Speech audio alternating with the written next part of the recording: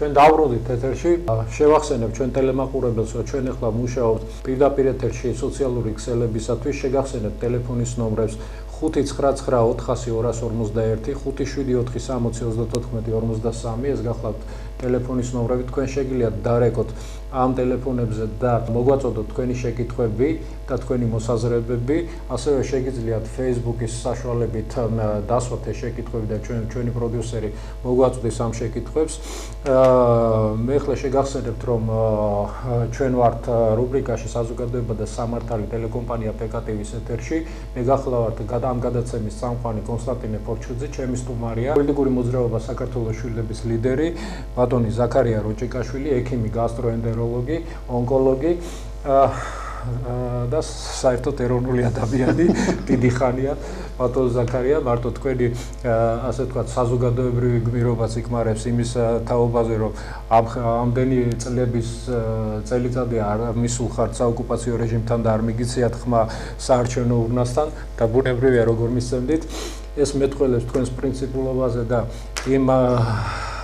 იმ სულისკვეთებაზე, რომელიც გაგაჩნია და წლების მოსახლეობის 65%-თან ერთად. ხო და რა თქმა უნდა, არა იმ სულისკვეთებაზე, რომელიც სუფევდა ეგ რაღაც ახალი წარმონაქმნების წარმოშობით ამ პოლიტიკურ ვითომდა პროცესში და სწორედ აქედან გამომდინარე მინდა ეხლა დაუბრუნდეთ ჩვენს თავარ თემას. მე ეხლა მითხრა პროდიუსერმა ესეთი ფრაზა, რომ ჩვენ გარკვეული ეტაპით სოციალური ქსელიდან გავედით იმ მომენტში, როდესაც მე ვკითხულობდი შეკითხვას გოჩაბახიასთან დაკავშირებით, ჩემოსულ შეკითხვასთან დაკავშირებით და ჩვენ გავიგეთ, რომ ის არის დაკავებული საკმაოდ ისეთი შეთითქმული ბრალდებით, აბსურდული ბრალდებებით.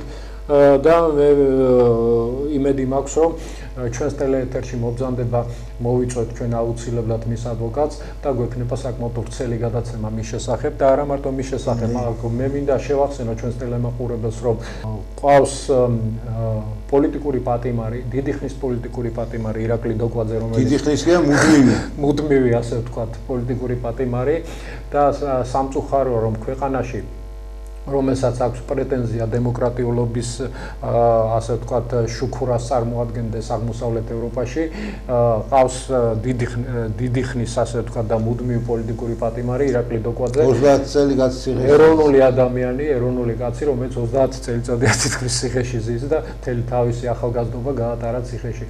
თავისუფლება ირაკლი დოკვაძეს, თავისუფლება გოჩაბახიას, თავისუფლება ყველა ეროვნულ ადამიანს და თავისუფლება იმ ადამიანს, ექიმს, რომელიც ახლა დაკავებულია ბატონი ვაჟა გაფრინდაშვილი, რომელსაც მე ვიცი, რომ თქვენ იცნობთ საკმაოდ ახლოს.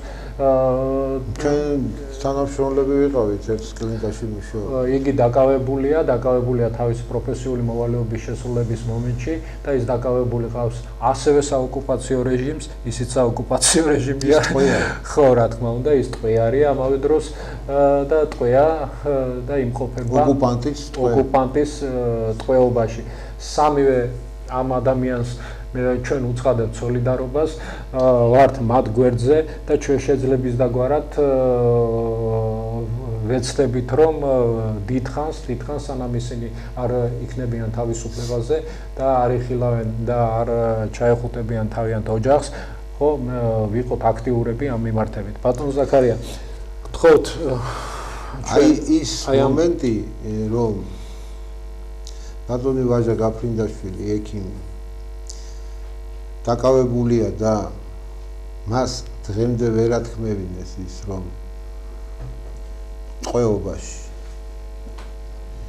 და წარმოდგენილი გაქვთ ალბათ რაზე წონის ქვეშ იქნება. რა თქმა უნდა. მას ვერ ათქმევინეს, რომ საზღვარი და არავის არ ეგონოს, რომ ეს არის საქართველოს სუსი, ეგ არის სახელმწიფო უსაფრთხოების კომიტეტის სუკი, ეგრეთ წოდებული რუსეთის FSB-ს წარმომადგენლები, კი ბატონო. და ის მას ვერ აღიარებინეს და ვერ ათქმევინეს, რომ საქართველოს საზღვარი არ გადის ფსოუზე და რომ საქართველოს საზღვარი არ გადის როკის გვირაბის იქეთ მხარეს. ეს არის ზუსტად ის მამულიშვილური შეგრძნება და მე ამაყი ვარ, როდესაც ესეთი ადამიანები და ასეთ ადამიანების გვერდით მე ყოველდღიური შრომა მიწევდა, იყო პერიოდი, როდესაც ჩვენ ერთ კლინიკაში მუშაობდით. ჩემთვის მეხის გავარდნასავით იყო ეს ამბავი, რომ ვაჟა გაფრინდაშვილი დაიჭირეს, ვერც კი წარმოვიდგინე მე პირველ რიგში ვიფიქრე, რომ ალბათ სხვა ვაჟა გაფრინდაშვილზე ლაპარაკი. ვაჟა გაფრინდაშვილი არ არის უბრალო ექიმი, ის არის ტრავმატოლოგთა ასოციაციის პრეზიდენტი და ერთ-ერთი წამყვანი ტრავმატოლოგი დღეს საქართველოში. ტრავმატოლოგი, რომელიც საქართველოს მედიცინას წარმოაჩენს დღეს და საქართველოს მედიცინის სახელი და ქართული მედიცინის სახელი გააქვს საქართველოს საზღვრებს გარეთ, რომელიც სამედიცინო საქმიანობის აღსასრულებლად პაციენტთან სამედიცინო საქმიანობის აღსასრულებლად მიდიოდა, რა მოხდა იქ არავინ არ იცის ჯერჯერობით, რანაირად მოხდა მისი აყვანა, ვინ სიტყვას ვიტყვი ჟარგონს, ვინ ჩაუშვა, რომ ქართველი იყო შესული იქ, მაგრამ მოხდა ეს აყვანა და მან აბსოლუტურად ბუნებრივად მე საქართველოში შემოვედიო ჩემს პაციენტთან, საქართველოში მოძრაობო, თქვენ რამე საზღვრის დარღვევაზე მელაპარაკებით.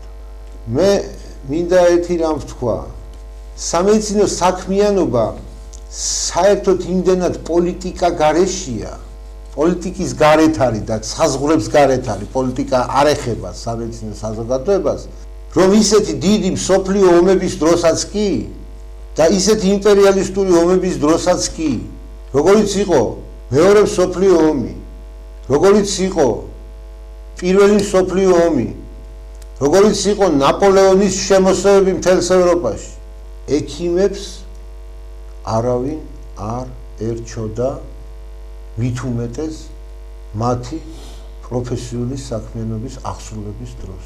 ექიმი ვალდებულიც კი იყო, რომ დაჭრილი მტრის ჯარისკაცისთვისაც ეპატრონა. ანუ ექიმი თანაბრად ეკუთვნის ორივე მოწინააღმდეგე მხარეს. იცით, ხანდისხან კეთილი შურით შურს ბატონ ზაქარია იმ პროფესიის ადამიანების, რომელსაც თქვენ წარმოადგენთ, იმიტომ რომ ექიმებს აქვს მაქსიმალური თავისუფლების განცდა, გესმით? და თავისუფლების განცდა იმდენად, რომ ისინი არ ჩდებიან არც ერთ პოლიტიკურ კონიუნქტურაში. თქვენ წარმოადგენელი გაქვთ ადამიანი მიდიოდა პაციენტის დასახმარებლად და მას ეს აუკეცა. მახსოვს აფხაზეთში საველე პირობებში გაკეთებული მძიმე ოპერაციები, რომლებიც რუსეთ-საქართველოს აი კონფლიქტის პირველი შეიარაღებული კონფლიქტის დროს 92 წლებში. თქვენ მარტო ის გაქვთ ნანახი, რომ ქართველი ექიმი მარტო ქართველებს კურნალობდნენ? იქ მახსოვს მე როგორ მკურნალობდნენ და მართალია გარდაიცვალა აყვანილ ტყვეს მათ შორის ადრეელი იყო და ექიმთა შემადგენლობა მაშინ მგონი ქირურგები იყვნენ, გიორგი ბიბილაშვილი და შეიძლება იცნობ თქვენ სამხედრო ექიმებს ყოფილს მე-11 ბრიგადის როგორც ცდილობდნენ ისინი რომ ზაზა გოლოძე, ცნობილი არჩილ ბურჯანაძე, კიდევ ბევრი ისეთი კატეგორია ადამიანების, რომლებიც ცდილობდნენ გადაერჩინათ, იმიტომ რომ მათთვის არ არსებობდა ვინ იყო თავისიანი და ვინ იყო დაჭრილი ადამიანია და მას შველა უნდა და მედიცინა არის ზე პროფესია და იმიტომ რომ მე ვარ მის წარმომადგენელი.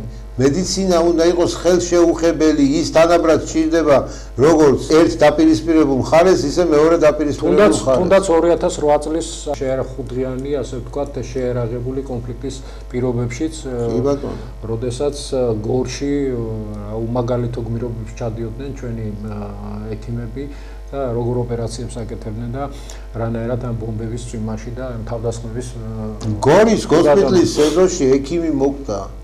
ჭურვი ჩამოვარდა და ყველანაირი ომის კანონია ამ დროს დარღვეული, როდესაც ჰოსპიტალს ბომბაო. რა თქმა უნდა, კი, გეთანხმებით. ომსაც აქვს თავისი კანონები. ომსაც აქვს თავისი კანონები. ოკუპაციასაც აქვს თავისი კანონები და თუ არიან, თუ ოკუპანტები არიან და უკვე თვითონაც აღიარებენ რომ ოკუპანტები ვართო, გამიგე, მოიქცნენ როგორც ოკუპანტები და არა როგორც ჩვენ საქართველოს სამედიცინო საზოგადოება და არა მარტო საქართველოს სამედიცინო საზოგადოება, გუშინ სოციალურ ქსელში გამოჩნდა უკრაინის ექიმები გამოთქვეს პროტესტი, გამოვიდნენ ისინიც, რამდენიმე საავადმყოფო და თანადგომა გამოუცხადეს ბატონ ვაჟას. თბილისის თითქმის ყველა საავადმყოფომ, თითქმის კი არა ყველა საავადმყოფომ გააკეთა ეს აქცია 15 წუთით ჩვენ გამოვდივართ, ჩვენ რა შეგვიძლია. ექიმებს კიდევ ვიმეორებ, ექიმების საბრძოლო მოქმედებებს ვერ ჩაატარებენ იქ ტყვის გასანთავისუფლებლად. გასაგებია და ერთ რამესაც ვიტყვით, ჩემო ძვირფასო ადამიანებო. საქართველოს ყავს ჯარი, საქართველოს ყავს ჯარისკაცები. და ეს ჯარი უნდა იცავდეს საქართველოს მოქალაქეებს, როგორც თავრობას, ასევე რიგით მოქალაქესაც და მათ შორის ექიმებს. და როდესაც ესეთი რაღაც ხდება და როდესაც ტყულ ბანაკებად არის გაყოფილი უკვე ეს იქეთ დგას ოკუპანტი, რომელსაც გადმოაქვს ეს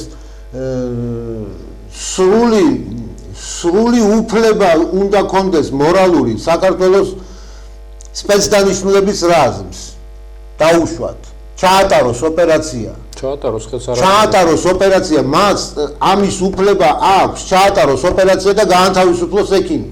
და იქ ვიღაც მოზამბიკის და ზიმბაბვეს ამ შემთხვევაში რას გეტყვიან ძალოვანები, ამან შეიძლება გამოიწვიოს განახლება და მოიცათ შეიარაღებული კონფლიქტის განახლება რა, განახლებული არ არის, ყოველდღე გადმოდის საზღვარი და მოაქვს ზურგზე აქვს მოკიდებული ეს საზღვარი და გაწყვიტეს საქართველოს წელში. აბა რისთვის არსებობს ბატონო კონსტანტინე შეიარაღებული ძალები? მარტო იმისთვის რომ ავღანეთში იდგნენ და საქმეს აკეთებდნენ. მოდით მაშინ დავკონკრეტეთ, იმიტომ რომ აქ შეიარაღებულ ძალებზე არ არის საუბარი. მე აქ საომარ მოქმედებებზე ავლაპარაკობ, სპეცოპერაციაზე ვიზარ. სპეცდანიშნულების ძალებზე აქ საუბარი, კი ბატონო გეთანხმებით, ამ შემთხვევაში სპეცდანიშნულების ძალები უნდა ატარებდნენ თან საქართველოს ტერიტორიას, არავის დააწევს, ჩვენი იურისდიქცია იქ ვრცელდება. და ამას უნდა ატარებდნენ უმაღლეს და მაღალ პროფესიონალურ დონეზე. მე კარგად მახსოვს და თვითონ ვიყავი ეს მონაწილე, მინდა გითხრათ, ჩვეულებრივ ერთ რიგით შემთხვევას გავიხსენებ. ეს იყო აბესალომ ჯაბუას გატაცების ფაქტი 2004 წელს, მაშინ მე გახდი სპეციალური ოპერატიული დეპარტამენტის მეორე სამმართველოს უფროსი. ორგანიზებულ დანაშაულთან და საერთაშორისო ნარკობიზნესთან ბრძოლის, მართლა ძალიან მცირე პერიოდით, ამის შემდეგ დამაწინაურეს და გამომაგდეს და ზუსტად ამას უკავშირდება ჩემი სამსახურიდან გამოგდების ფაქტიც.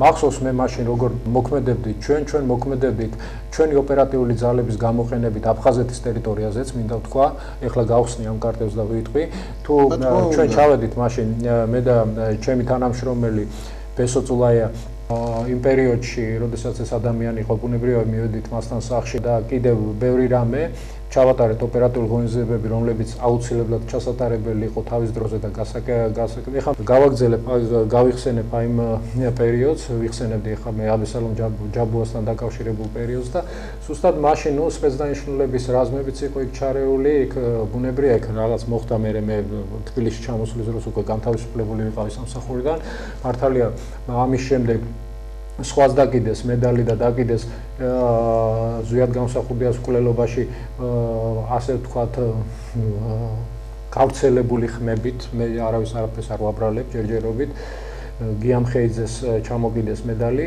მაშინ და ერთ-ერთ ჩემთვის სათაყვანებელ ადამიანს, მასთან საკმაოდ კარგი ურთიერთობა მაქვს, დათო ბელქანიას, მაშინ ისინი ჩავიდნენ და მათ მიიღეს აი იმ ადამიანის განთავისუფლებაზე, ისე მაგრამ ღმერთი მოწმე, ვინგა ამას არ აქვს მნიშვნელობა. თუ საჭიროა აი იმ პერიოდშიც, როდესაც ბატონი ჩემი მეგობარი ზურაბ ირემაძე ცოცხალი იყო, ის წარმოადგენდა ასე ვთქვათ მაშინ საზღვაო ძალების იცით მის შესახებ მთელი ისტორია, ზურაბ ირემაძეს ქონდა და არაერთხელ განუხორციელებია წინა წლებში მე ვიძახი აქტიური ასე ვთქვათ ღონისძიებები, მათ შორის საკმაოდ ისეთი რთული ოპერაციებიც.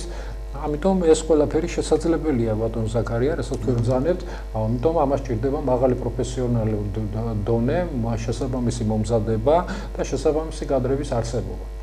ეს მოკლედ რომ აი თქვა და კომენტარი გავაკეთე, გამიგრძელდა.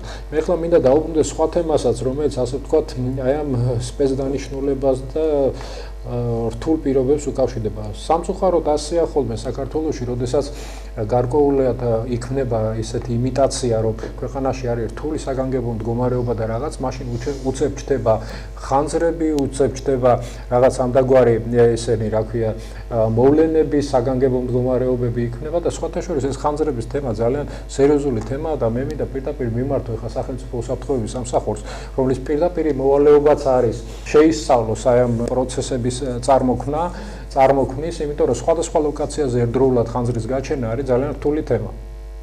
მეთანხმებით, ხო?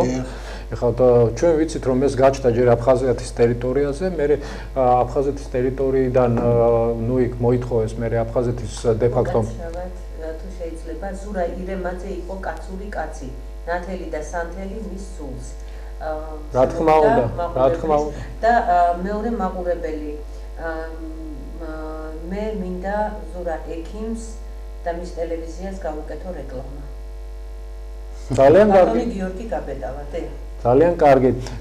ბატონი ზურაბის მაგორ გიორგი. კი ბატონო და ზუსტად ეს თემები დაეთმო გახსოვთ იმ ჰეროკრატიის ის მე-11 სერია, რომელიც გადაღებული იყო და სხვათა შორის მაშინ ბატონმა გოგა ხაინდრავამ მე მითხრა პირადად რომ კოტეო ხო არ გინდაო რომ შენი სახელი და ისო სხვა იმით ან სხვა სახელი და გვარი ჩემ.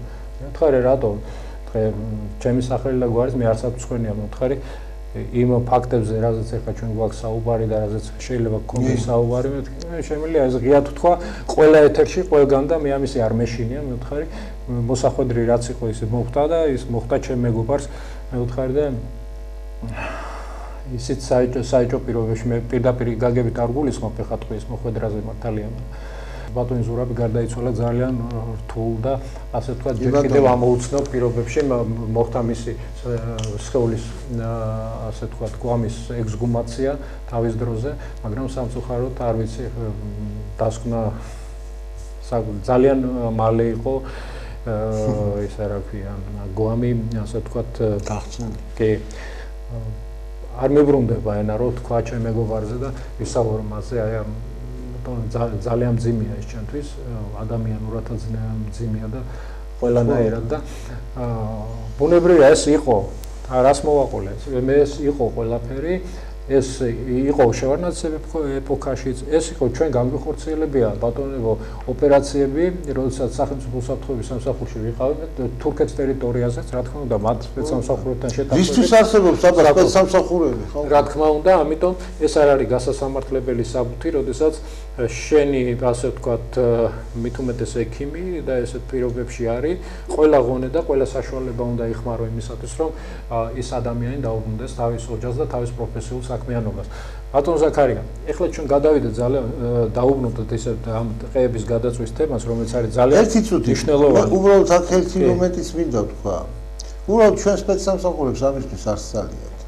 სპეცდანიშნულების რაზმებს. რატო იცით? სპეცდანიშნულების რაზმები იმ სპექტაკლის მონაწილეები გახადეს, რა სპექტაკლის დღეს მიმდინარეობს მთავრობის სასახლესთან. კი ბატონო, გასაგებია ბუნებრივია გეთანხმებით ამაშიც, იმიტომ რომ სპეციალური დანიშნულების ძალები ეს არის ესეთი ძალები, რომელთა მიტინგებს არ უნდა შლიდეს სპეცრაზმი. ხო, არა, ეს შინაგანი ჯარების ცალკე მიმართულებაა, კი ბატონო, მე გეთანხმებით ამ შემთხვევაში, მაგრამ ამაში სახელმწიფო უსაფრთხოების სამსახური არ მონაწილეობდა ნამდვილად.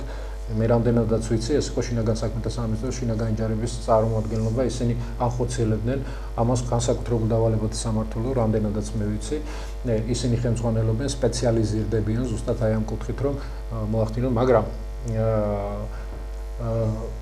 ერთი ნიუანსი მაინც გაითვალისწინა აი ამ ხელისუფლებამ, იმიტომ არ გამოიყენა აი ეს გახსოვთ ის ლოკაციური ფსიქოტრონული ზემოქმედების ის მაღალი სიხშირის იმას რომ კი ბატონო გერით ზემოქმედებას რომ ახდენდა მასებზე ჩვენ ნახეთ 7 ნოემბრის აქციებზე, როდესაც დაარბიეს სხვათა შორის მათ შორის ბევრი არ შეცვლილა, უბრალოდ დავაკვირდი მე ერთ რამეს.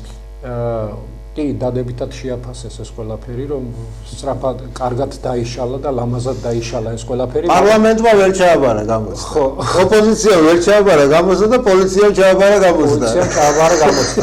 ეს რაზე მეტყველება. ხუთოსანი პოლიცია. ხო, რა თქმა უნდა, ხუთოსანი პოლიცია ყავს. კარგია რომ ქვეყანაში ხუთოსანი პოლიცია ყავს. ისწავლეს რა. ხო, ისა დანარჩენებმაც უნდა ისწავლონ. პარლამენტარებმა თავის საქმის კეთება რო ისწავლონ, უკეთესი იქნებოდა. ყველა საოცარი არის ისი დღეს საქართველოში 3 მოქმედი შინაგან საქმეთა მინისტრი ყავს საქართველოს 3 მოქმედი შინაგან საქმეთა მინისტრი ერთი შინაგან საქმეთა მინისტრი მეორე ყოფილი შინაგან საქმეთა მინისტრი პრემიერ-მინისტრი და მესამე ყოფილი შინაგან საქმეთა მინისტრი თავდაცვის მინისტრი ხო ესე 3 შინაგან საქმეთა სამინისტრო გვაქვს დღეს საქართველოს 3 მინისტრი მე მინდა ხალხმა მეცინება რა ამას ყველაფერს რო უყურებ იმიტომ რომ მე მინდა ახლა პირდაპირ ბატონ ბიძინას აი აქედან თუ გვიყურებს და მე დარწმუნებული ვარ რომ გვიყურებს პირდაპირ უთხრა რომ არ შეიძლება ასეთი რამეების კეთება იმიტომ რომ ეს იყო მიშას ტაქტიკა თავის დროზე მიშა ერთ თანამდებობაზე რომ დასვავდა ადამიანს მე ისე შეუცვლიდა იმას თანამდებობას რომ საქმის კურსი ჯერ კიდე გარკვეული არ იყო ბოლომდე რა ხდებოდა ნუ რა თანამდებობის პირი და ხანდისხან ზოგიერთი თავის კაბინეტის და აღიქვამდა მხოლოდ იმას რომ ეს სტრუქტურასაც ხელმძღვანელობდა და ესეთი შემთხვევები ძალიან ერთი ძალიან მარტივი მაგალითი ჩემი მეგობარია ზურა მეტრეველი იცით თქვენ იცნობთ მას ახლოს ეს გახლავთ სახელმწიფო უსაფრთხოების სამსახურის ყოფილი თანამშრომელი საკმაოდ სერიოზული ადამიანი საკმაოდ კვალიფიცირებული ადამიანი მან შექმნა სახელმწიფო უსაფრთხოების სამსახურის რეფორმირების პროგრამა ნუ გარკვეული კონცეფცია და კონცეფცია არა სტრუქტურულად დალაგებული ნუ იქ ჩვენ ერთობლივად რაღაცები თემები შევაჯერეთ და გაუგზავნეთ სახელმწიფო უსაფრთხოების სამსახურს ბუნებრივია გაუგზავნა რა ეხლა ზურამ ბუნებრივია მისი ინიციატივა ხო არა როგორ იმუშავებს კარგად ეხლა იმისათვის რომ ცოტა აზე მოვიდეს ენერგიული კაცია და ხო არა ენერგიული კაცია კი არა პროფესიონალია თავის საქმის და ბუნებრივია თავაზა და შესთავაზა მან იმას რა ქვია სახელმწიფო უსაფრთხოების სამსახურს აბსოლუტური არა იგნორი ხო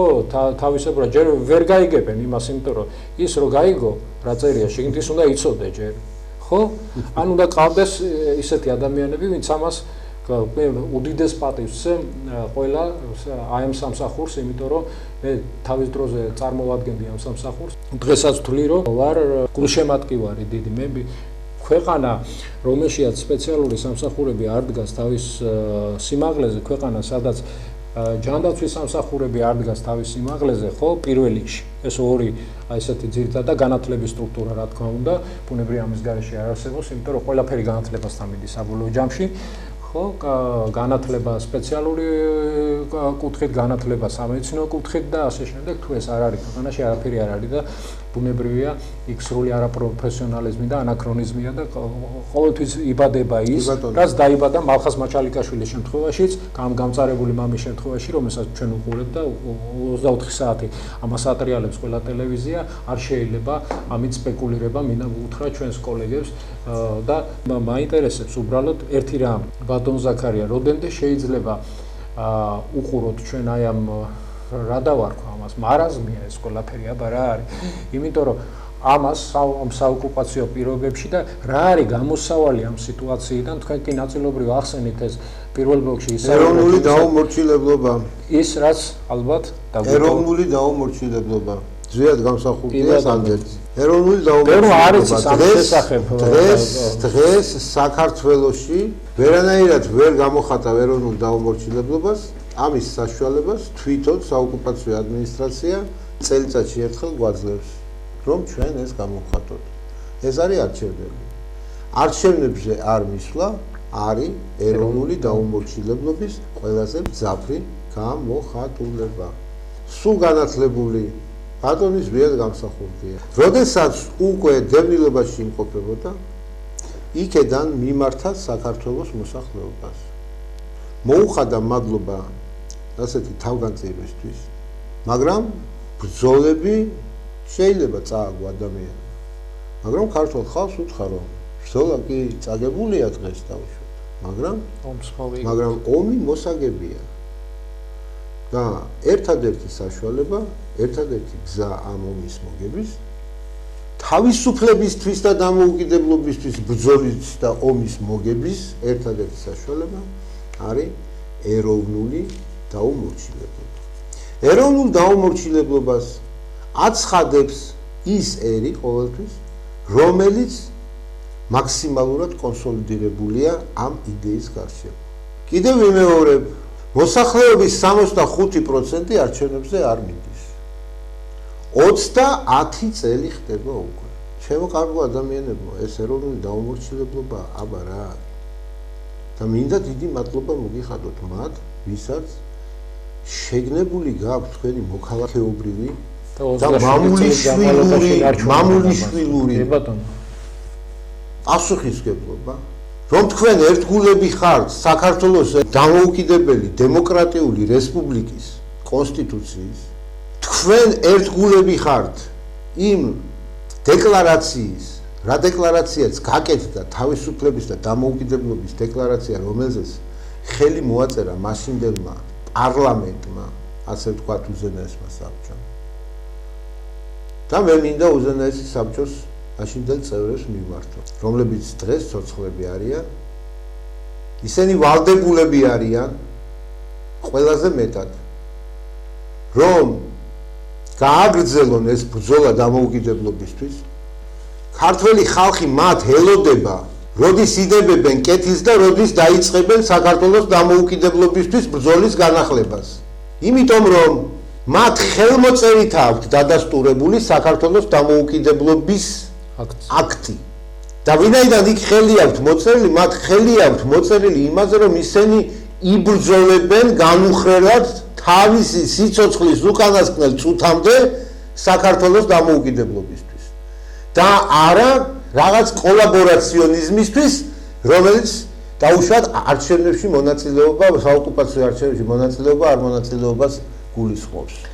ხომ არ არის ბატონო ზაქარია ეს მე დეპუტატებს მიმართავ ლეგიტიმაციის მე დეპუტატებს მიმართავ, რომლებიც აყალიბებენ რაღაც პარტიებს, რაღაც მოძრაობებს, რათა მიიღონ პროპორციული სისტემით საოკუპაციო ადმინისტრაციის არჩევნებში მონაწილეობა. თან არეგისტრირებენ ამას ზუსტად იქ და ამ მოძრაობებს არეგისტრირებენ საოკუპაციო ადმინისტრაციის იუსტიციის სამინისტროში. საერთოდ ეს პოლიტიკური სიბეცია, პოლიტიკური გაუნათლებლობა, თუ საერთოდ უცოდინრობა იმისი, რა კონსტიტუციაზეც მუშაობდით მაშინ. კონსტიტუცია არის, თქვენი კონსტიტუცია? თქვენ რომელ კონსტიტუციასაც უყარეთ კენჭი და რომელ კონსტიტუციაზეც მუშაობდით, იმ კონსტიტუციას აღარ ცნობთ საერთოდ არა. და რომლის ფარგლებშიც იყვნენ არჩეული ზუსტად უზენაეს საბჭოს დეპუტატებად. მაგაზია ძალიან არ მინდოდა ამ თემას საუბარი, მაგრამ ბოლო პერიოდში შეიმჩნევა ძალიან დიდი გააქტიურება უზენაეს საბჭოს დეპუტატების ზოგიერთ დეპუტატის მიერ, რომლებიც აყალიბებენ ათასნაირ ორგანიზაციებს, ათასნაირ შეხვედრებს აწყობენ და უნდათ რომ და ცდილობენ რომ გაერთიანდნენ იმისთვის რომ ადგენ და მიიღონ დაამარცხონ თურმე ბიძინა ივანიშვილი თავისივე არჩევნებში. ბიძინა ივანიშვილს თავის მოწყობილ არჩევნებში ვერ დაამარცხებთ ხალხო. მაგრამ თქვენ დამარცხდებით იმ არჩევნებში განა იმიტომ რომ ვერ აგირჩევენ, აგირჩევენ პირველ რიგში თქვენ აგირჩევენ და მოგისყიდიან. და ლეგიტიმაციასაც გამოგტყუებენ. ამიტომ გამოსავალზე ჩვენ ვისაუბრეთ, ბუნებრივია ეს არის ეროვნული დაუმორჩილებლობა, რომელიც გვიქა დაგაკერა და ანდერძად დაგვიტოვა ზვიად გამსახურდია სულნათმა და მერაბ კოსტავამ. თან იმას იზახიან, გამიგეს უყოლა რომ ზუსტად გამსახურდია, რასაც ლაპარაკობდა, ბიჭო წინასწარმეტყველი ყოფილა ეს კაციო, გამიგე? რაცაც ის ლაპარაკობდაო, ეხლა სრულდებაო და ისაც გითხრათ იმ კაცმა, რითქმა უნდა გაიგოთ რომ დაიჯეროთ და ესე გააკეთოთ როგორც ის კაცი. პრობლემაა, საკმაოდ მცირე ხანს მოუწიათ, მე გასაგებია ბუნებრივად. მცირე ხანს მოუწიათ კი არა, არც იცოდნენ რომ დეპუტატები იყვნენ. ზოგიერთმა არც ზოგადად დაიძინა, გაიღვიძა დეპუტატი. დეპუტატი გახდა კი ბატონო, გეთანხმებით, მაგრამ ძალიან მწარეა ამის მოსმენა, ძალიან მწარეა მე ვიცი ამის მოსმენა ზოგიერთისთვის, მაგრამ რა ვქნათ? ესეა ცხოვრება. რა ვქნათ, ესეა ცხოვრება, ეროვნული მოძრაობა საქართველოში არ მომკვდარა, არც არასოდეს მოკვდება, სანამ საქართველოს და ერთი ქართველი მაინც იარსებებს და ერთ ქართველს მაინც პირში სული ედგება. ბუნებრივია, სანამ არსებობს ქართული მართლმადიდებლური ეკლესია, სანამ მისი შეწევნით და უფლის და ყველა წმინდანის შეწევნით საქართველოს დგას ფეხზე, ახლა მოდის გიორგობა 23 ნოემბერს არის ღირსშესანიშნავი დღე, ეს არის წმინდა გიორგის ხსენების დღე და ვიცით რომ საქართველოს მართლმადიდებლური ეკლესია ამას წელიწადში ორჯერ აღნიშნავს 6 მაისს და 23 ნოემბერს და ალბათ ეს 23 ნოემბერიც გადაგვიქციეს აი ამ საოკუპაციო რეჟიმის წარმომადგენლებმა ასე ვთქვათ ისეთ დღეთ რომელიც ასოცირდება ეგრეთ წოდებულ ვარდოსნებთან და ვარდების იმ მოგონილ რევოლუციასთან. მე კარგად ვიცი ის პერიოდი, კარგად მახსოვს ბატონ ზაქარია, იმიტომ რომ მაშინ მე მუშაობდი სამსახურში და კარგად მახსოვს თუ როგორ მოხდა, ეს იყო ხელისუფლების გადაბარება, არავინ არ თქვას, ეს იყო საოკუპაციო რეჟიმის ხელისუფლების ერთი ნაწილის მიერ მეორე ნაწილის ხელისუფლების გადაბარება.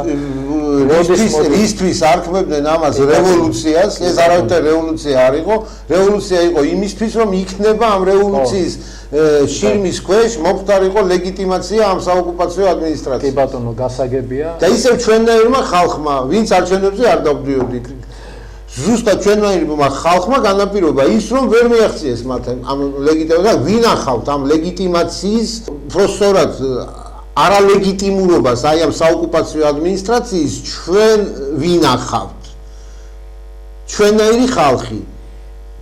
შემოსული არის შეტყობინება მაყურებლისგან, რომელიც გვახსენებს, რომ ზვიად გამსახურდია საქართველოს პრეზიდენტმა მართლმადიდებლობაზე ისაუბრა თავის გამოსვლაში, რომ სახელმწიფო რელიგიად უნდა იქცესო და რა თქმა უნდა მას ულოცავთ 23 ნოემბერს გიორგობას და ყველა გიორგის და ყველა ქართველს. ჩვენც ულოცავთ ნამდვილად. თუ შეიძლება რომ ისაუბროთ. კი ბატონო, ბატონ ზაქარია, თქოს. ჩვენი ტელევიზიის თითქმის ყოველ დღე გადის ზვიად გამსახურდია ეს სიტყვა, რომელიც პარლამენტში წარმოთქვა, რომელიც შეეხებოდა მთლიანად სიტყვა მხოლოდ მართლმადიდებლობას არ შეეხებოდა ის გამოსვლა. ის გამოსვლა შეეხებოდა იმას, თუ როგორ უნდა განვითარებულიყო საქართველოს ახლად ფეხადმული დამოუკიდებელი რესპუბლიკა. იქ ლაპარაკი იყო სოფლის მეურნეობაზე, იქ ლაპარაკი იყო ეკონომიკაზე, იქ ლაპარაკი იყო განათლებაზე, და ერთ-ერთი მთავარი საკითხი აი ამ გამოსვლაში არის საქართველოს მართლმადიდებლურ ეკლესიას. და უზარმაზარ როლს ანიჭებდა ბატონი ზვიად გამსახურდია საქართველოს მართლმადიდებლურ ეკლესიის ავტოკეფალიას, რომელიც 1989 წელს აღდგა საქართველოში დიდი ზარზეიმით და ესაც ერთ-ერთი გამარჯვება იყო სხვა შორის იმ ეროვნული მოძრაობის, რომელიც 80-იანი წლების ბოლოსკენ დაიწყო და ერთ-ერთი პირველი გამარჯვება იყო ეს, რომ საქართველოს ეკლესიის ავტოკეფალია დაბრუნდა, ანუ მისი ავტონომია, ასე ვთქვათ, საერთო მართლმადიდებლური ეკლესიიდან, ანუ ის გახდა დამოუკიდებელი ეკლესია. არავის დირექტივებით საქართველოს ეკლესია აღარ იმართება მას შემდეგ და მან დაიკავა განსაკუთრებული თავისი ადგილი მსოფლიო მართლმადიდებლურ ეკლესიაში. ამას მოყვა შემდგომი ნაბიჯი დამოუკიდებლობისკენ იყო საქართველოს ფეხბურთის ფედერაციის დამოუკიდებლობა, რომელიც 90 წელს უკვე საქართველოს ჩაატარა დამოუკიდებელი საქართველოს ჩემპიონატი. კარგი ფილმიც არსებობს მასზე და გადაღებული. ეს ფილმიც გადის ჩვენს ტელევიზიაზე და გუშინ იყო სხვათა შორის. ქართული ფეხბურთი ასაკის ვისაუბრე. რეჟისორი ალექსანდრე ჟღენტია ამ ფილმის, დღევანდელი უზენაესი საბჭოს თავმჯდომარე. დღეს ვინც მოვალეობას ასრულებს უზენაესი საბჭოს თავმჯდომარის და ექსკლუზიურად ჩვენ ტელევიზიაზე აქ ეს ფილმი გადმოცემული. ექსკლუზიურად ჩვენ ტელევიზიისთვის რომ არ ყოფილიყო გადმოცემული, ამ ფილმს ალბათ სხვა ტელევიზიები არც აჩვენებდნენ, იმიტომ რომ საქართველოს დამოუკიდებლობაზე ლაპარაკი რატომღაც სხვა ტელევიზიებს დღეს რასაც უყურებ მე სატელევიზიო ბაზარზე ეს ინტერესი არ გააჩნია. რა თქმა უნდა, საქართველოს ისევე როგორც სხვა დამოუკიდებელი ქვეყნები უნდა ფლობდეს ტერიტორიას, ერთიან ტერიტორიას. მას უნდა ჰქონდეს თავისი ერთიანი საკომუნიკაციო საშუალება ენა და ჩვენ ქართველებს გვაქვს საამაყო რომ ჯერ მარტო დამწერლობა გვაქვს 3 და ვართ ერთ-ერთი უძველესი ერი რომელსაც გააჩნია თავისი ენა თვითმყოფადი და აქვს თავისი დამწერლობები. ეს გვაქვს და გვაქვს ჩვენი იდეოლოგია, ანუ ჩვენი სარწმუნოება, ჩვენი მართლმადიდებლური სარწმუნოება. მართლმადიდებელი. რა თქმა უნდა. ეს არის ქრისტიანთა განსაკუთრებული ჯგუფი, მართლმადიდებელი ეკლესია. ქრისტიანთა განსაკუთრებული ჯგუფია, რომელიც არასდროს არ მონაწილეობდა და არ მიიღებს არასდროს მონაწილეობას ერესში. გასაგებია ბატონ ზაქარია, მე მინდა რახან ჩამოვარდა სიტყვა ქართულ მართლმადიდებლურ ეკლესიაზე, ხო? ვისაუბრო პრობლემატიკაზეც, რომელიც ახასიათებს და აქვს დღეს და საკმაოდ ისეთი პერიოდი დაგვიდგა, როდესაც შეტევა იყო პირდაპირ მის ავტორიტეტზე, მთავარ ავტორიტეტზე, ეს იყო პატრიარქი და არის პატრიარქი ბუნებრივი საჭეპყრობელი ქართული ეკლესიის მწყემსი კეთილი, რომელიც 51 წლის განმავლობაში მართავს ქართულ მართლმადიდებლურ ეკლესიას. ჩვენ ვიცით პატრიარქის როლი ეროვნულ-განმათავისუფლებელი მოძრაობის დაწყების მომენტში, ვიცით რომ ეს ყველაფერი დაიწყო და ჩაისახა წიაღში ეკლესიისა, მართლმადიდებლური ეკლესიისა. მიუხედავად ამისა, ბევრი პრობლემატიკა და ბევრი რომელიც განპირობებულია. მე სხვა რამე მინდა ვთქვა და მინდა იმაზე, რაზეც ჩვენ არაერთხელ გვისაუბრია ჩვენი ეთერიდან, ამაზე ვისაუბრო და შემდგომ გითხრათ და თქვენი აზრი მაინტერესებს უკვე როგორც პოლიტიკური ლიდერის საქართველოს შვილების აი ამასთან დაკავშირებით. ბატონ ზაქარია, ჩვენ ვიცით რომ ვართ საოკუპაციო პირობებში, გვიწევს გარემოში, გვიწევს ცხოვრება. ესეთ ეპოქაში მოგვიწია ცხოვრება. რა თქმა უნდა, ესეთ ეპოქაში მოგვიწია ცხოვრება. ვიცით რომ დამოუკიდებლობა გქონდა საკმაოდ მცირე ხანს, დამოუკიდებლობის საწყის ერთ საუკუნეში ორჯერ ძალიან მცირე პერიოდია. ძალიან მცირე პერიოდია ეს ყველაფერი, მაგრამ ვიცით ერთიც რომ იმპერიული ძალები, რომლებიც უხვად არის საქართველოს ასე ვთქვათ გარემოცვაში მე არ გულისხმობ მხოლოდ რუსეთის იმპერიას, გულისხმობ შორეულ იმპერიასაც, რომელიც გაღმა, ოკეანის გაღმა, ბრიტანულ იმპერიასაც, რომელიც თავისი გაგებით უკვე იმპერია აღარ არის მართალია, მაგრამ მისი გავლენები საკმაოდ ძლიერია დღეს მსოფლიოში და თურქეთს ოსმანური ძლიერია წამყვანია. კი ბატონო და რა ოსმანთა იმპერია, რომელიც დღესდღეობით ასე ვთქვათ, აგერ კარზე მოუდგარიყო და დაგვაწევს ჩვენი მეზობელი ირანის რა თქმა უნდა, რომლის გავლენებიც საკმაოდ ძლიერია საქართველოში დღესდღეობით და აქედან გამომდინარე მე მინდა ვთქვა რომ ყველა ამ დიდ სახელმწიფოს და ყველა ამ დიდ ქვეყანას აქვს თავისი გავლენა და მათ შორის არც მართლმადიდებლური ეკლესია არ არის გამონაკლისი ამ შემთხვევაში.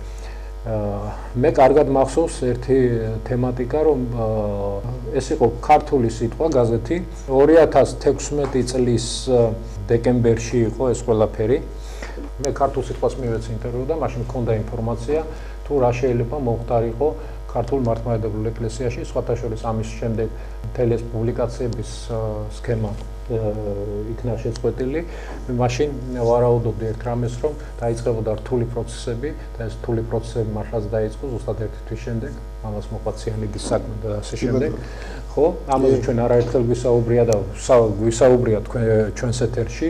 მე და ქალბატონი კეთევანი ვიყავით, ჩვენ სამივე ვიყავით ეთერში მაშინ.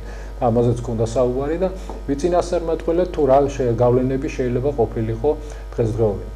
არსებითად ეს გავლენები რო იქნება, ხო? ამაზე საუბარი არ არის, მაგრამ როდესაც ქვეყანა ხარ და როდესაც ყავს შენი სპეციალური სამსახურები, ამ სპეციალურ სამსახურებს უნდა შეეძლოს იმდენი, რომ ხელი არ აფათუროს ქართულ მართლმადიდებლურ ეკლესიაში, მე ვიძახი პოლიტიკური ნიშნის მიხედვით მისი საკუთარი მიზნებისათვის გამოყენების თვალსაზრისით ვიძახი ამას.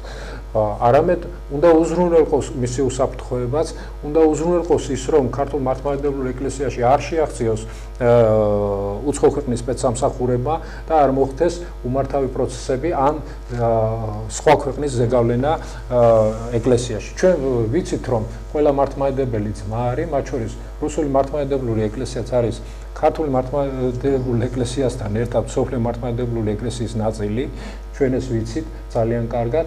და ხშირად ისეთი თემები შემოაქვთ ხოლმე, რომელიც პრაქტიკულად თავდაყირა აყენებს და არსებობს წარმოდგენა არ აქვს არც იერარქიაზე მართლმადიდებლური მსოფლიოს მართლმადიდებლური ეკლესიების და არც იმაზე თუ ამ შემთხვევაში გულისხმობ უკრაინის მართლმადიდებლური ეკლესიის აღიარების თემატიკას.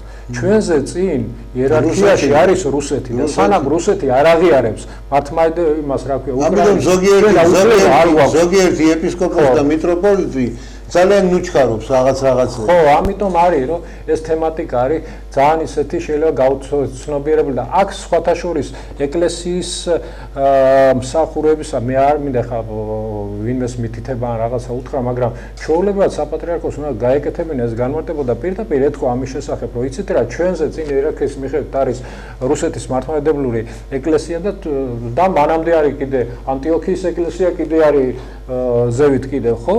სხვებიც, რომლებიც ჩვენ მეხუთე ვარ თუ მეექვსე ზუსტად ჩვენ ვართ მერვე. თუ მე არ ვიცი. მეხუთე არის რუსეთი. ვერ დავდებ, მაპატიეთ. მეხუთეა მგონი რუსეთი, კი ბატონო, სანამ ეს იერარქია არ აღიარებენ, მაგრამ რიგითობა ვერ დაირღვევა. რიგითობა არ შეიძლება რიგითობის დარღვევა, კი ბატონო. ამიტომ ვთქვათ ეს პროცესები. ეხლა რაც შეეხება იმ ანაქრონიზმს, რაც სახელმწიფო უსაფრთხოების სამსახურებს ახასიათებდათ, მინდა ვთქვა ეკლესიასთან მიმართებაში და რაც მიხეილ სააკაშვილის მმართველობის პერიოდში აქტიურად იყო გამოყენებული, ზუსტად აი იმის შედეგებს ვიმკით დღესდღეობით, ეს იყო ხელისფათური სახელმწიფო უსაფრთხოების სამსახურის მაშინდელი, ასე ვთქვათ, სტრუქტურების ხელმძღვანელების მიერ და ამას ხელმძღვანელობდა სხვათა შორის მაშინ ამირან მესხელი, გვარი და სახელი კარგად დაიმახსოვრეთ. ივანო მერაბიშვილის მოადგილე, რომელიც დღეს წამოწოლილია ესპანეთში და საკმაოდ კარგად ყველა ოპერაციას სხვათა შორის, მათ შორის რომელიც ყველა დარბევის ოპერაციას ხელმძღვანელობდა ეს ადამიანი, ყველა პროცესებს, რომლებიც მიდიოდა ეკლესიაში, ხელმძღვანელობდა ეს ადამიანი და სამწუხაროდ თუ რა ვიცი მე საბედნიეროდ ამ ხელისუფლებისათვის ეს ადამიანი დღეს არის ყოველგვარი პასუხისმგებლობის გარეშე საზღვარგარეთ და მის შესახებ კაციშვილი ხმას არიღებს. მარტო ადეიშვილი არ არის დამნაშავე ბატონებო, მარტო ვანო მერაბიშვილი არ ყოფილა დამნაშავე, დამნაშავე არის ის ადამიანიც, ვინც ჩაიდინა და ვისაც ეძახოდნენ რუხ კარდინალს სახელმწიფო უსაფრთხოების სამსახურში და რომელსაც მიუძღვის დიდი წვლილი და მოიკითხონ მისი, ასე ვთქვათ, დოკუმენტაცია, რომელიც დღესდღეობით შეიძლება დალექილიც იყოს სახელმწიფო უსაფრთხოების სამსახურ ზოგიერთ სამსახურში, მათ შორის სამხედრო კონდაზვერის სამსახურშიც მინდა გითხრათ. ბატონ ზაქარია. კი ბატონო, ძალიან ფართო მიმოხილვა ჩაატარეთ ახლა თქვენ ბატონო კონსტანტინე, მაგრამ აქ თავარი რთული თემაა ძალიან და ფაქიზი თემაა ამავე დროს. იცით რა არის? ეკლესიას იმდენად დიდი ავტორიტეტი აქვს საერთოდ ქართველი კაცის შინაგან ბუნებაში მართლმადიდებულმა. არა, მე ამას არ გულისხმობ, მე ზეგავლენაზე გულისხმობ. ხო, არა, რომ რთული არ არის ეს თემა. რთული კი არ არის. უბრალოდ ქართველი ადამიანები რატომაც ერიდებიან თავიანთ რწმენაზე ფართო საჯარო საუბარს. ზუსტად ეს იყო მიზეზი იმისი, რომ საპატრიარქომ შეიძინა ესეთი უზარმაზარი ავტორიტეტი. ერთ-ერთი განმაპირობებელი ამ ავტორიტეტის ის იყო, რომ ქართველი ადამიანი ეკლესიას ყოველთვის ექცევდა მოწიწებით. და ამან მიიყვანა იქამდე ქართული საზოგადოება, რომ უცბად აღმოჩნდა, რომ ყველაზე რეიტინგული ორგანიზაცია აღმოჩნდა საპატრიარქო. ზოგიერთ ადამიანს რეიტინგული, ზოგიერთ ადამიანებს აზრიც კი მოუვიდათ, ისეთი ხომ არ გახდეს საქართველოს თეოკრატიული. გესმით? ანუ პოლიტიკური დამოუკიდებლობაც უნდათ რომ ეკლესიისთვის აეკეთათ. იმდენად მომხიბლად ჩანდა ეს ავტორიტეტი. რა თქმა უნდა. ეს ავტორიტეტი რა თქმა უნდა საქართველოს მტრებისთვის ძალიან ცუდად ჩანდა. და თანდათან იკვეთებოდა ის, რომ საქართველოს საპატრიარქო რჩებოდა ერთადერთ გამოერთიანებელ ძალად. თან არ დაგვაუწყოს ყველა კვლევაში პირველ ადგილზე იყო. უყურე შეცდომა სად არის იცით დაშვებული. საქართველოს ქართველთა პოლიტიკურ ბრძოლაში გამოერთიანებელი არა საერო მოძრაობა, ეროვნული მოძრაობა, არამედ ხალხმა რატომღაც მოიაზრა ბოლო პერიოდში, რომ სასულიერო კუთხით უნდა გაერთიანებულიყვნენ და ისე ებრძოლათ დამოუკიდებლობისთვის. საქართველო არ არის ახალი სახელმწიფო. საქართველოს აქვს 24 საუკუნოვანი ისტორია სახელმწიფოებრიობას, როგორც საქართველოს. მანამდე როგორც კოლხეთის სამეფოს, როგორც იბერიის სამეფოს ჰქონდა კიდევ საუკუნეებით სახელმწიფოებრიობა. საქართველოს სახელმწიფოებრიობაში ისტორიას თუ გადავხედავთ, ეკლესია და საერო ხელისუფლება იმდენად ერთად იყო გადაჯაჭვული, რომ უყურეთ დავით აღმაშენებლის დროს სამეფო ჩასაცმელი დაემსგავსა სამეუფეო ჩასაცმელს. იმიტომ რომ ამ ადამიანში მოიაზრებოდა ერთობა სულისა და ხორცისა. არ შეიძლება ხალხო ვიფიქროთ მხოლოდ სულის თავისუფლებას. რაშიც გვეხმარება ჩვენ მართლმადიდებლური სარწმუნოება. თავისუფალი სული დაბონებული სხეულით ვერ იქნება თავისუფალი სული. საქართველოს საპატრიარქომ კი არ უნდა იზრუნოს სხეულის თავისუფლებას. საერო ხელისუფლება. საერო ხელისუფლება. მაგრამ საერო ხელისუფლება არ არის ავტოკეფალური. არ არის თავის მოყუტნე. ჩვენ გვმართავს კიდევ ვიმეორებ საოკუპაციო ადმინისტრაცია, საოკუპაციო ფიქრებით საზღვრებს გარეთიდან აქ განხორციელებით. აქედან გამომდინარე ჩვენ ერთადერთი მიზეზით მოხდა დღეს თავდასხმას ეკლესიას, რომ აი ეს სულიერი ერთობაც დაინგრიათ. ძალაუფლების საკითხთან მივდივართ საბოლოო ჯამში. ძალაუფლების საკითხია ყველაფერი. კი ბატონო. ძალაუფლების მფლობელი უნდა იყოს ხალხი, რომლებიც განსარცულია ამ ძალაუფლებისგან. ზუსტად და ეს არის შედეგი. და უყურეთ რა კარგად გამოუვიდათ, რომ უცბად აყაყანდა მთელი საზოგადოება, თურმე ეს რა ყოფილა ეკლესია. ალბათ ძალიან ცოტა დრო გვჩება, ეხლა პროდიუსერი გვატყობინებს ჩვენ. შევეცდები რომ გარკვეულად შევაჯამოთ დღევანდელი ჩვენი გადაცემა. მე მინდა მაყურებლებს დიდი მადლობა უთხრა და გავითვალისწინოთ და სხვა და ეს მინდა დავამატო ჩვენ ეს საუბარი წამოვიწყეთ იქედან, რომ შემოვიდა კითხვა, ხო?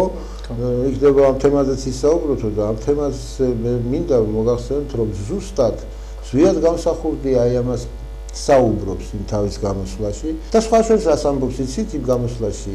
იმ გამოსვლაში ერთ-ერთ მომენტად იცახის იმას, რომ ჩვენ ქართველ ხალხს მოუწევს გარკვეული გასაჭირის გადატანა სახელმწიფოს მშენებლობის პერიოდში. და ეს იქნება ზუსტად ხარკი, მე სიტყვასიტყვით ვციტირებ, ეს იქნება ზუსტად ის ხარკი, რომელიც ქართველმა ხალხმა უნდა გაიღოს ერის დამოუკიდებლობისთვის და ერის თავისუფლებისთვის და ბედნიერი მომავლისთვის. მაგრამ ეს როგორც კი გაიგო ზოგიერთმა ადამიანმა, მან იფიქრა, რომ ებიჭო მოგშვიდებაო. და ისე მოშვიდათ შემდგომ ძველი გამსახურდიას ხელისუფლების შემდგომ, რომ ამერიკიდან 61 წელში ჯარისთვის განკუთვნილი პიკნიკი გასაგებია. მე სანამ დავამთავრებ გადაცემას შევეცდები პატარა შეჯამებასავით, რეზუმესავით გავაკეთოთ, ხო, იმისათვის რომ გამოყოთ ძირითადი საკითხები ამ ბოლო პრობლემებთან დაკავშირებით, პრობლემატურად ეხლა როგორც ამას დღევანდელი საზოგადოება აფასებს და შევხედოთ ამას და დავსვათ ის დიაგნოზი ჩვენი გადასახებიდან რა ჭირს ქვეყანას იმისათვის რომ აი ამ ჩიხიდან გამოვიდეთ. პირველი და პირველი საიდან დავიწყეთ ექსკურსი და ბოლოს მივედით ძალაუფლების საკითხთან მივედით საბოლოო ჯამში. ბახტრიანის ბრძოლა რისთვის მოხდა ხალხო? რა შედა მაშინ საქართველოს? საქართველოს დაპყრობილი იყო და ზელი მხანი იყო ჩამოსული იჯდა ბახტრიანში და იქიდან მართავდა საქართველოს. საქართველოს მეფე იყო გაქცეული და სხვა არაფერი დარჩენოდათ თავადებს. მოახდინეს ბახტრიანის ბრძოლა და გაათავისუფლეს კახეთი. გასაგები. რა დიაგნოზი გვინდა მეტი? კიდევ ვიმეორებ. გამომდინარე იქიდან რომ ვარ ექიმი, მე ვიცი მკურნალობის რამდენიმე მეთოდი. ავადმყოფობის.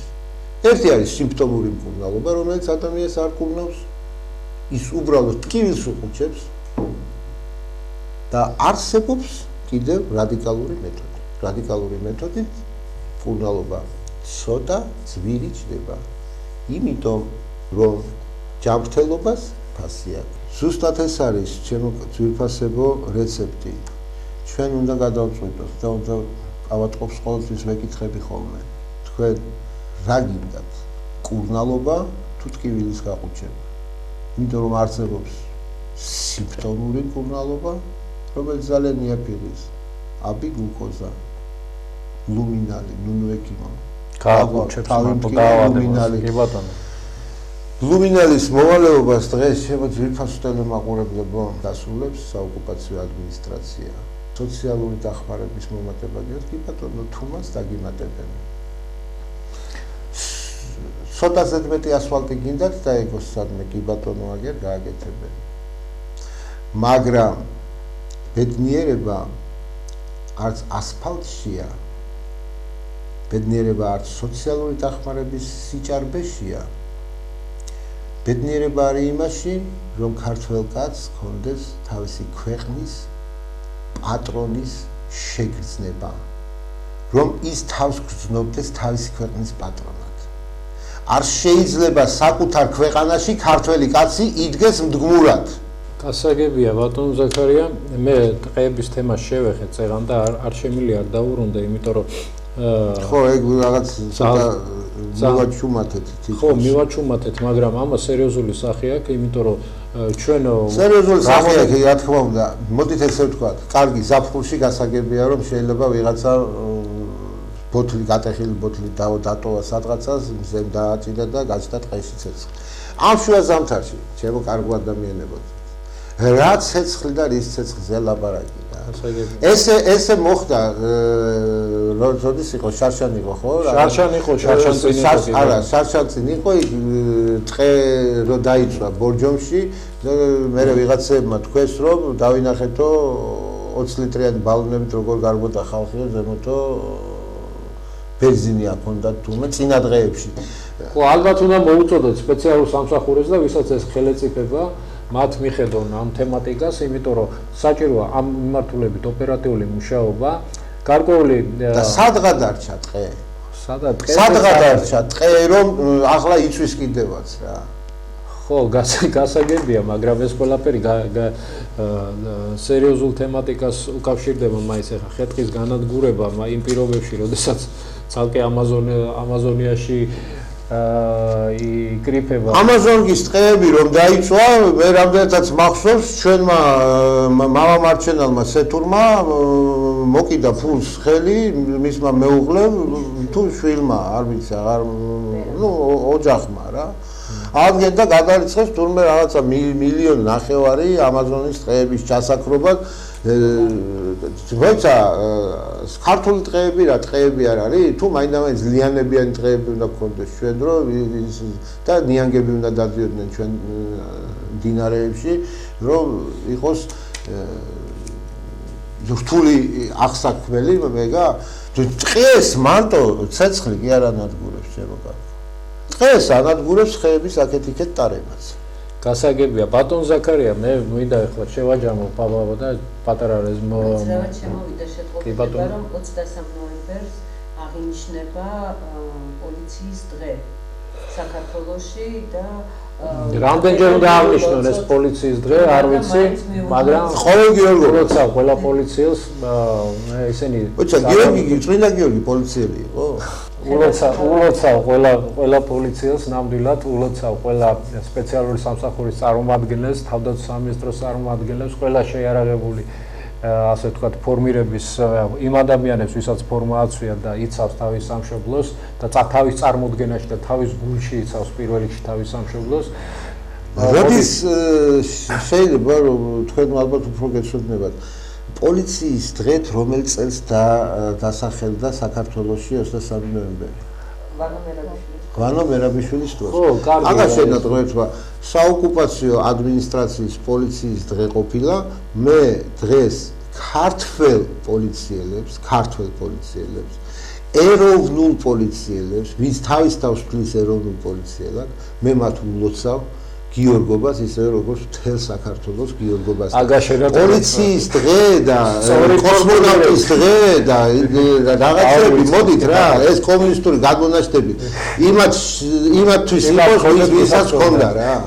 გასაგები.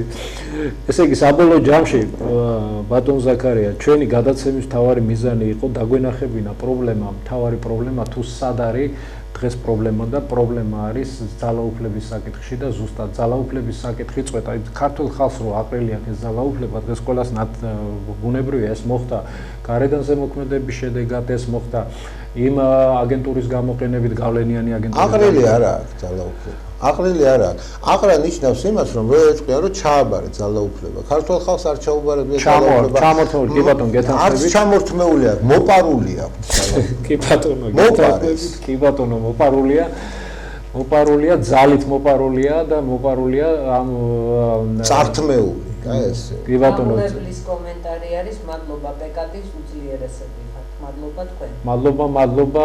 მადლობა ბუნებრივია ჩვენს მაყურებელს, ვინც ასე ამდენი ხნის განმავლობაში, ამ ვრცელი ქრონომეტრაჟის განმავლობაში ჩვენ გვიძლებს და გვისმენს ბოლომდე. მაგრამ მე მინდა დასათმელი დავასრულო, იმიტომ რომ მივიდეთ საბოლოო შედეგამდე, საბოლოო შედეგი და დიაგნოზი დავსვათ თქვენ როგორც ექიმა და მე როგორც სპეციალური სამსახურის ყოფილი თანამშრომელი ამჟამად ჟურნალისტმა. მინდა საბოლოოდ ვთქვათ, რომ საკითხი დგას ასე, რომ დღეს ქვეყანაში ქართულ ხალხს ძალაუფლება არ ეკუთვნის, მას ჩამორთმეული აქვს ეს კონსტიტუციურად და ეს კონსტიტუცია არის ზუსტად იმის გარანტი, რომ ქართულ ხალხი არ იყოს ხელისუფლების წყარო, არამედ იყოს ხელისუფლების ჰეგემონი, იმიტომ და ეს უნდა ვიცოდეთ ჩვენ კარგად და სანამ საქართველოს იმ ვაი კონსტიტუციაში და იმ ძველ კონსტიტუციაში სხვათა შორის, რომელზედაც ჩვენ საუბარი გვაქვს, ხელისუფლების წყარო რას? წყარო გამაგებინე მორაგები. რა ხელისუფლების წყარო? ხელისუფლება ან ეკუთვნის ქართულ ხალხს, ან არ ეკუთვნის. ეს უნდა იყოს კონსტიტუციურად იმპერატიული ნორმა, ჩაწერილი კონსტიტუციაში. და ზუსტადაც რომ წყაროა, იცით, აი ამათი გაგებით. იცით რატო? იმიტომ არის წყარო, რომ წყაროს დევი თავისუფლად ეპატრონება და ზუსტად მიზანი მთელი ამ პოლიტიკური მოძრაობების, მთელი ამ მიზანსცენების, რომელიც იდგმება ხო, არის ერთადერთი, რომ რამენაერად მიაღწიონ იმას და მიაღწიონ ისეთ შედეგს, რომ ძალაუფლების საკითხი არ წყაროს ერთი ოკანი დაკეტონ, მეორე ოკანი რა თქმა უნდა, ამაზეა საუბარი. ანუ ძალაუფლება არის შეზღუდული კონსტიტუციით, იმ საოკუპაციო რეჟიმის კონსტიტუციით, რომელიც დღეს არის მოქმედებაში de facto საქართველოში, იმ პირობებში, ანუ საუბარია მეხუთე მუხლზე, სადაც წერია, რომ საქართველოში ხელისუფლების წყაროა ხალხი და უნდა იყოს, რომ საქართველოში ხელისუფლება ეკუთვნის ხალხს და წარმოადგენლობითი ორგანოები ახორციელებენ ხალხის ჰეგემონიას. ზუსტად ეს უნდა იყოს განმარტებული და ეს უნდა იყოს მთავარი მოთხოვნა ქართველი ხალხის იმისათვის, რომ დაიბრუნოს ძალაუფლება და მოაშოროს საოკუპაციო რეჟიმი ხელისუფლებიდან და ყველაზე მთავარის დღეს რეფერენდუმზე საუბარი არ არის, რეფერენდუმი საქართველოში გადაქცეული აქვს ფარატინა ქაღალდად, ესეც ცალკე საუბრის თემაა. დღეს შეატარებს საქართველოში ამ მოცემულობაში რეფერენდუმს. ამიტომ ასეთი მიზანსცენები იქნება, მე მინდა მოუწოდო ქართულ ხალხს, ჩვენს ტელემაყურებელს, რომ ისინი საკმაოდ კარგად აფასებენ ამას ყველაფერს. ამის ნათელი მაგალითია დღეს რუსთაველზე იქ ორი კაცი რო იდგა, სულ მეტი არა, რა თქმა უნდა, ხვალე კი ჩამოიყვანენ, გაავსებენ 10-15-ს დააყენებენ, მაგრამ ეს არ არის პროტესტი, მინდა გითხრათ, პროტესტი არის ის პროტესტი, რომელიც მივა 100,000 კაცი და არ დაიშლება ერთი კვირის განმავლობაში, აი ამას ქვია პროტესტი, ნამდვილად ის პროტესტი, რომელიც ჩვენ გვინახია და წარმოებია და გამოგვიცდია, ამიტომ გვიყურეთ ხშირად, ჩვენ არ მოგატყუეთ, ჩვენ გეტყვით სიმართლეს, ჩვენ საქართველოს შვილების ორგანიზაციის სახელით ბატონი ზაქარია როჭიკაშვილი გრძანდებოდა დღეს ჩვენს ეთერში, მე გახდით ამ გადაცემის წამყვანი კონსტანტინე ფორჩხიძე, თქვენი მონამორჩილი. კარგად გრძანდებოდეთ, ჩვენ მალე შევხვდებით, მალე თანამგზავრზე ვიქნებით და იმედია, რომ მთელი საქართველო გვიყურეთ დავამატებთ შეიძლება ჩვეულებრივი რესივერის საშუალებით. Ძალიან ბატონ ზაქარია. დიდი მადლობა მინდა გადაგიხადოთ ძირფას ტელემაყურებლებო და Facebook მოხმარებლებო გაძლევისთვის. ჯერ იმ გაძლევისთვის, რომ ჩვენ ამ სიგრძე გადაცემას გავუძლებთ და უფრო დიდი გაძლევისთვის კიდევ, რომ 30 წელიწადი ესე პატრიოტად იტანთ მამულიშვილური ცნობებისა და გამო ტკივილს და განსაკუთრებით მათ მოხდით მადლობას, ვინც არ თანამშრომლობს საოკუპაციო ადმინისტრაციასთან, ვინც არ ოცნებობს დღეს, რომ საოკუპაციო ადმინისტრაციის წევრი გახდეს, მათ მოხდით მადლობას, ვინც საოკუპაციო ადმინისტრაციის სასარგებლოდ არ თხზავს კანონებს, არ ამტკიცებს და ასე შემდეგ. ვინც ხელს არ უწყობს დღეს საქართველოში მოსახლეობის ურთიერთდაპირისპირებას, სოციალურ განხეთქილებებს, ვინც შვიდია და თავის სიმშვიდეში ძალიან ძლიერი. და მე მინდა ერთი რამ გითხრათ. აი ის ქვეყნები, რომელი ქვეყნების მხარდაჭერითაც დღეს პოზიცია და ვითომ ოპოზიცია და ვითომ პოზიცია ერთმანეთს რო ელაპარაკებენ და ერთმანეთს რო აშინებენ, ცოტა ხნის წინ კარგად გაიხსენეთ, სულ რამდენიმე კვირის წინ და თითქმის ერთი თვის წინ იქედან ჩამოსულები იყვნენ ადამიანები, დელეგაცია, რომლებმაც პირდაპირ ქართულ ხალხს და აი ამ საოკუპაციო ადმინისტრაციას შესთავაზეს უარის თქმა აფხაზეთზე, უარის თქმა ოსეთზე, თუ გინდათ რომ ნატოს წევრები გახდეთო. მე არც ნატოს წევრობა მინდა აფხაზეთის გარეშე და სამაჩაბლოს გარეშე, არც საბჭოთა კავშირის წევრობა მინდა და საერთოდ ამისთანაც საქართველო არ მესახება მე. საქართველო უნდა იყოს ერთიანი, განუყოფელი, დამოუკიდებელი, აფხაზებიც ჩვენი ძმები არიან, ის ზეშეც დომილნიოსებიც ჩვენი ძმები არიან და დადგება დრო, რომ ჩვენ ისევ ერთიანი ძალებით მათთან ერთად ავირჩევთ საქართველოს დამოუკიდებელი რესპუბლიკის ახალ უზენაეს საბჭოს. დიდი მადლობა ყურადღებისთვის. ჩვენ ვიყავით ჩემ სტუმართან ერთად, ბატონ ზაქარია როჭიკაშვილთან ერთად. რუბრიკაში საზოგადოება და სამართალი, მადლობთ ყურადღებისათვის, მომავალ შეხვედრამდე. კარგად გრძანდებოდეთ ბატონ ზაქარია, მადლობა.